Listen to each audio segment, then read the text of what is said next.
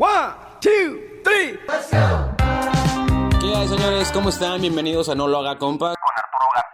Hey, ¿qué ha habido? ¿Cómo están? Bienvenidos una vez más a su podcast favorito, disponible en todos lados, desde YouTube, Anchor, y en donde usted guste y mande, solo le pone en la barra de buscador No Lo Haga Compa y ahí nos va a encontrar. Entonces, te recuerdo, ya no tienes pretexto para suscribirte a tu podcast favorito, No Lo Haga Compa, con Arturo Garza. Oigan, y el día de hoy, híjole, hoy es un episodio bastante agridulce, y es que el pasado 6 de julio se nos fue uno de los grandes de la música. Este 2020, cómo le ha dado giros a todos los ámbitos. Se nos fue una figura que sin saberlo cambió la estructura de la forma de hacer las cosas, que trascendió su disciplina y logró inspirar a todo el mundo. Hoy seguimos de luto, seguimos lamentando su partida, y es que realmente fue un artista en toda la expresión de la palabra. El día de hoy hay mucho que platicar. Hoy les voy a contar de la vida y obra del maestro, del compositor Ennio Morricone. Ennio Morricone nació un 10 de noviembre de 1928 en Roma, Italia. Fue un compositor y director de orquesta, conocido por haber compuesto la banda sonora de más de 500 películas y series de televisión. Recibió un Oscar honorífico en el 2006 y ganó el Oscar a la mejor banda sonora en el 2016 por la cinta Los 8 más odiados de Quentin Tarantino. Y bueno, estos eran compositores y no pedazos. Ahí a Bad Bunny le han de estar zumbando las orejas, pero bueno. Morricone comenzó a tocar la trompeta cuando era un niño, y para los 6 años ya había compuesto su primera obra musical. A los 9 estudió en la Academia Nacional de Santa Cecilia, y cuando tenía 12 años terminó sus estudios en el Conservatorio Musical en tan solo 6 meses, cuando el programa de estudios duraba 4 años. Les digo, este señor sí que tenía algo especial, ¿no? Después de graduarse en el 54, comenzó su carrera como escritor fantasma. Esto quiere decir que él componía música para otros artistas que ya estaban un poco más, que eran más reconocidos, mejor posicionados que él. Empezó en obras de teatro y de ahí saltó a la televisión, pero no fue sino hasta el año 64 que todo cambiaría. Y es que en el año de 1964, el director Sergio Leone lo contrató para que musicalizara la banda sonora de su trilogía de Spaghetti Western, esta en donde viene la película del bueno, el malo y el feo, y pues realmente esto fue lo que lo catapultó a las grandes ligas. Y es que además esta trilogía fue un parteaguas en el cine. De entrada, el protagonista era un joven Clint Eastwood que la rompería después, y bueno, como que se juntaron varios factores. Y no es que Ennio no fuese conocido previamente, pero sí este filme, que más adelante les voy a contar un dato curioso, como que sí le lograron dar una interpretación diferente al género, lo cual sí marcó un antes y un después en la vida de Morricone y de la gente que participó en esta trilogía. En los años 80 y 90, Morricone continuó componiendo para Leone en películas de otros estilos, como Érase una vez en América. También compuso para Brian De Palma en la película de Los Intocables. Para Giuseppe Tornatore compuso un Cinema Paradiso, y es que se convirtió en una garantía de tener éxito. Si Morricone estaba en tu película, sabías que la música iba a estar impecable. Se convirtió como en un rockstar de los soundtracks de películas. Morricone ha recibido 2 premios Grammy, 3 Globos de Oro, 5 premios BAFTA, 10 David de Donatello, 11 Nostra de Argento, y el premio de música Polar. Este viene siendo como, para que se den una idea, es como el premio Nobel, pero de la música. Además de todo esto, ha vendido más de 70 millones de discos. Es caballero de la Legión de Honor de Francia, gran oficial y caballero de la Gran Cruz de la Orden al Mérito de la República Italiana, 27 discos de oro, 7 de platino y numerosos galardones. Y bueno, vale lo mismo. Estos sí eran compositores y no Bad Bunnies, ¿verdad? Pero bueno, la versatilidad del músico lo llevó a abarcar todos los géneros, desde el drama, el western y hasta el filme de horror, ya que también hizo la música para la película de John Carpenter, La Cosa, y por ahí también trabajó con Dario Argento, el padre del cine de horror en Italia. Y bueno, respecto a la forma de trabajar, Morricone cuenta que algunos directores le daban a leer el guión, otros le mostraban la película, y algunos otros trabajaban con él a la par. Él comentaba que era fundamental que el director estuviese de acuerdo con la banda sonora, ya que al fin y al cabo la película era del director y no de él. Y creo que aquí radica un poco la grandeza de Morricone. Él no buscaba resaltar, para él era más importante la pieza musical, que hiciera contraste, que elevara la escena que otra cosa. Tarantino alguna vez a forma de juego comentaba que Morricone era el Mozart del cine, a lo cual Morricone pues nada más se reía y le decía que no tenía ni idea de lo que estaba diciendo, ¿no? O sea, realmente era una persona muy humilde. Tenía una capacidad muy, muy poderosa para emocionar. Por ahí lo comparaban con Beethoven en este aspecto. A la hora de las melodías lo comparaban con Giuseppe Verdi. Era muy simple, muy sencillo, muy inmediato. Su música tenía un aire muy familiar. como una sensación de viejos conocidos.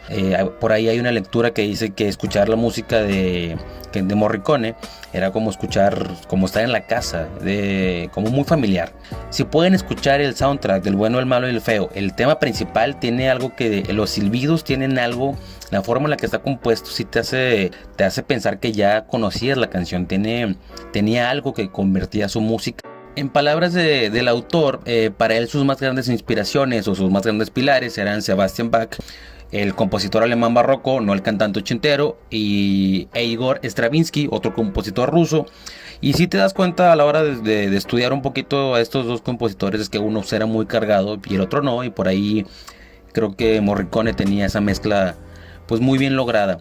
Además, él decía que el silencio era bien importante en su música. En palabras del autor decía que si quieres entrar al corazón de la música de Morricone, que buscaras en los vacíos, entre las pausas. Cuando se le preguntaba a Ennio sobre si la música era capaz de acercarnos a Dios, él contestaba que la música está tan cerca de Dios que es el único arte que nos aproxima al Padre Eterno y a la eternidad. Ennio falleció en su natal Roma a los 91 años a consecuencia de las complicaciones producidas por una fractura de fémur. Según sus más cercanos, el maestro mantuvo hasta el último momento lucidez y gran dignidad. Y señores, si en su vida el señor Morricone fue grande por humilde, en su muerte fue aún más, y es que él, sabiendo que le quedaba poco tiempo de vida, escribió una carta para los suyos, lo cual fue leída días después de que en el funeral de Morricone.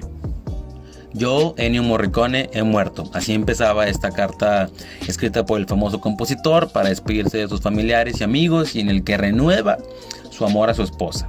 Esto es bien interesante porque él, sabiendo que ya nunca más iba a ver a su esposa, como que le deja dicho que le renovó los votos, diciéndole: te espero ya en el otro lado, pero acuérdate que aquí nadie te quiso más que yo.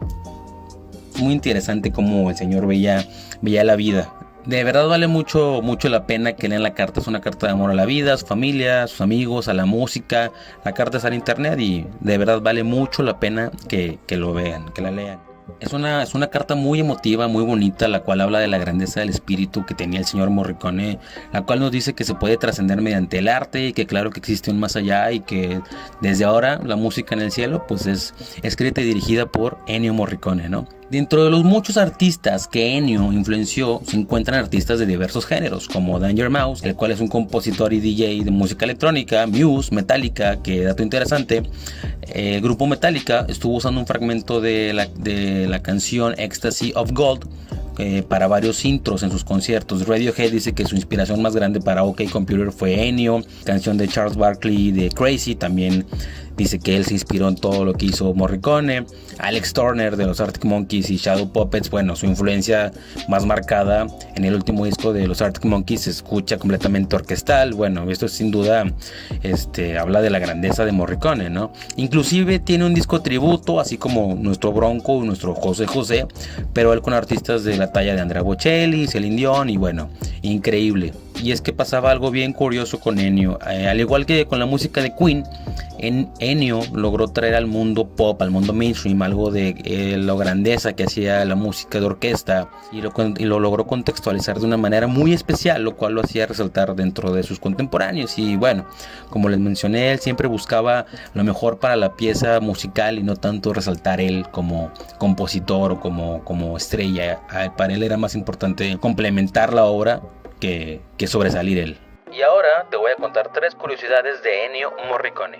El primer dato curioso es que Ennio fue a la escuela con Sergio Leone. Así es, estos dos grandes artistas compartieron pupitres, y es bien interesante ya que años después Sergio Leone admitiría que llegó a alargar y transformar escenas para adaptarlas al tiempo y a la oración de la música de su amigo.